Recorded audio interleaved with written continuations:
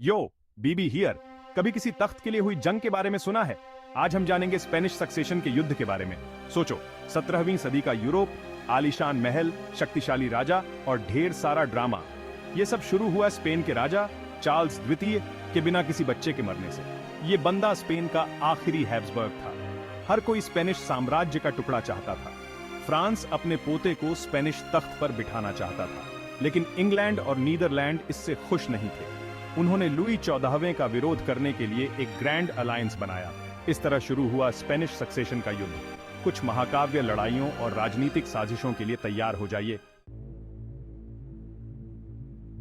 Okay, तो हम जानते हैं कि चार्ल्स द्वितीय का बिना वारिस के मरना चीजों को बिगाड़ गया, लेकिन और भी कारण थे जिनकी वजह से ये यूरोपीय ताकतें लड़ाई के लिए उतावली हो रही थीं। सबसे पहले, हर कोई शक्ति संतुलन को लेकर चिंतित था। कोई नहीं चाहता था कि एक देश बहुत शक्तिशाली हो जाए और बाकी सबको परेशान करे। फ्रांस का स्पेन और उसके विशाल साम्राज्य पर नियंत्रण, ये बात दूसरों को बिल्कुल भी पसंद नहीं थी। दूसरा, बहुत अधिक आर्थिक प्रतिद्वंदिता थी। स्पेन महत्वपूर्ण व्यापार मार्गों और उपनिवेशों को नियंत्रित करता था, जिसका मतलब था बहुत पैसा। इंग्लैंड, नीदरलैंड और फ्रांस सभी उस पाई का एक बड़ा टुकड़ा चाहते थे। तीसरा, पुरानी प्रतिद्वंदिता और महत्वाकांक्षा को न भूलें। ये राजा और रानी सदियों से सत्ता के खेल खेल रहे थे। स्पेनिश उत्तराधिकार अपने पुराने हिसाब चुकता करने और अपनी ताकत दिखाने का सिर्फ एक और मौका था। तो आपके पास यूरोप में भय, लालच और महत्वाकांक्षा का मिश्रण था।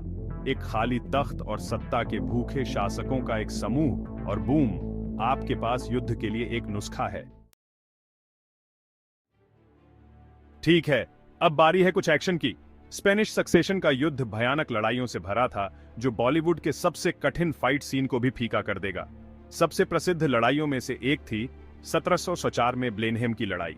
जर्मनी में एक विशाल युद्ध के मैदान में हजारों सैनिकों के आपस में भिड़ने की कल्पना करो। इंग्लिश ड्यूक ऑफ मार्लबोरो के नेतृत्व में ग्रैंड अलायंस ने फ्रांसीसी और बवेरियन सेनाओं को करारी हार दी। फिर 1706 में रेमिलीज की लड़ाई हुई, जो ग्रैंड अलायंस के लिए एक और बड़ी जीत थी।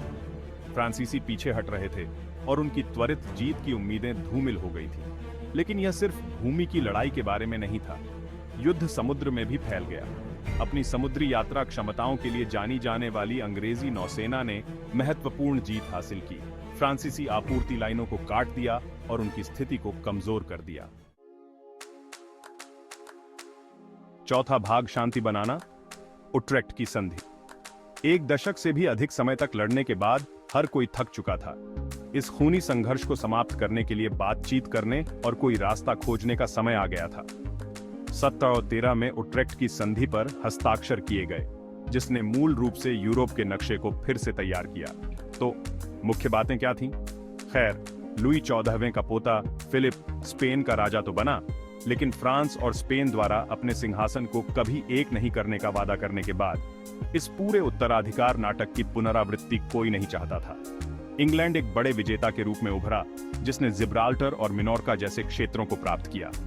उन्होंने एक प्रमुख नौसैनिक शक्ति के रूप में अपनी स्थिति भी सुरक्षित कर ली। उट्रेक्ट की संधि ने यूरोप में फ्रांसीसी प्रभुत्व के अंत का प्रतीक किया। इसने सापेक्ष शांति और स्थिरता के एक नए युग की शुरुआत की, यद्यपि शक्ति संतुलन में कुछ महत्वपूर्ण बदलाव हुए। पांचवां भाग, क्या बदला? युद्ध के बाद यूरोप। स्पेनिश उत्तराधिकार के युद्ध का यूरोप पर गहरा प्रभाव पड़ा। यह सिर्फ इस बारे में नहीं था कि कौन तख्त पर बैठता है। इसने राजनीतिक परिदृश्य को फिर से आकार दिया और भविष्य के संघर्षों के लिए मंच तैयार किया। एक बड़ा बदलाव था ग्रेट ब्रिटेन का उदय। समुद्र में उनकी जीत और उनके क्षेत्रीय लाभ ने यूरोपीय मंच पर एक प्रमुख खिलाड़ी के रूप में उनकी स्थिति को मजबूत किया।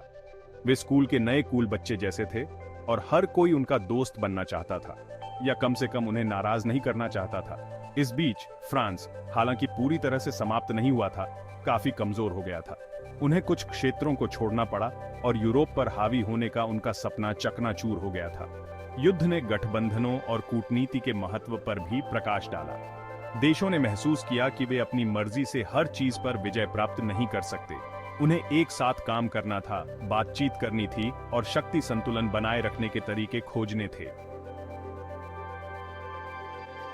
छठा भाग, इतिहास से सीखना, उत्तराधिकार की विरासत। तो हम स्पेनिश उत्तराधिकार के इस पूरे युद्ध से क्या सीख सकते हैं? सबसे पहले, एक अच्छे विरासत विवाद की शक्ति को कभी कम मत समझो।